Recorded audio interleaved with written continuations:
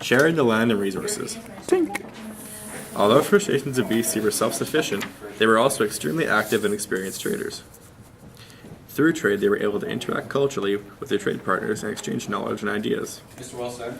They had established strong trade routes over thousands of years and a very strong economy with wealthy tribes. The European expansion and the Resources varied from the coast to the interior, so long-distance trade became very important. We are from the coast. Take this box of Ulukan grease. I am of the interior Okanagan people. I'll trade you this basket of Indian hemp. They worked very hard to produce goods to trade, for example the haida and the hiltsuck, falling and hollowing cedar trees to make canoes. One of the most important trade items was ulukan grease. It was extracted from a fish during a lengthy process, then carried from the coast to the interior. Ulukan grease was one of the only ways the First Nations people could supplement their diet during the winter months.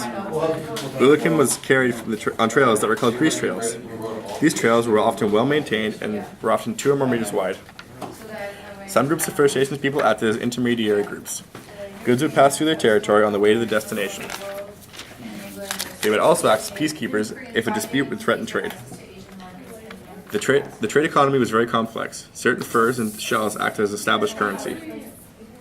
Goods would be divided into 2 categories, provisional goods and prestigial goods. Only very rich people could afford prestigial goods like chiefs. Dentalium and copper shields were some of the prestigial goods.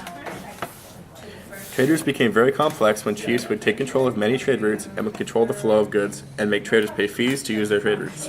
You shall not pass unless you pay the fee. Sometimes tribes would create marriage agreement alliances to strengthen trade. Conflict would often take place, but over trade routes. However, these conflicts didn't end the trade, and it continued for many years. Tink. Do do do do do do do do do do do do do.